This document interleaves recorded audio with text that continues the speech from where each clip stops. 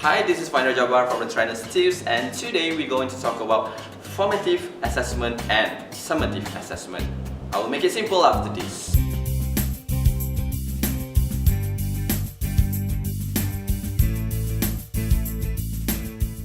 Okay, let's say this is your first experience watching my video. I would like to encourage you guys to click subscribe button below here and click the notification button as well so that I can pass you with my new video.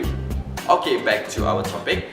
Formative assessment is referring to assessment that we will give time to time. For example, let's say you have 10 weeks learning session. Maybe you will have this formative assessment during your week 3, 6 and 8. Maybe as an example.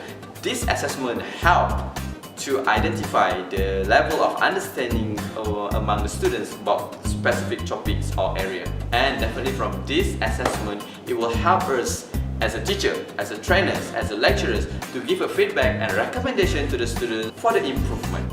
Meanwhile, summative assessment is referring to the final assessment to evaluate the competencies of the students. So usually this summative assessment will be conducted at the end of the semester. It means the result will be used for the grading process, whether you get A, B, C, D and etc. In business environment, this summative assessment can be used to evaluate the staff who are eligible for promotion or maybe increment.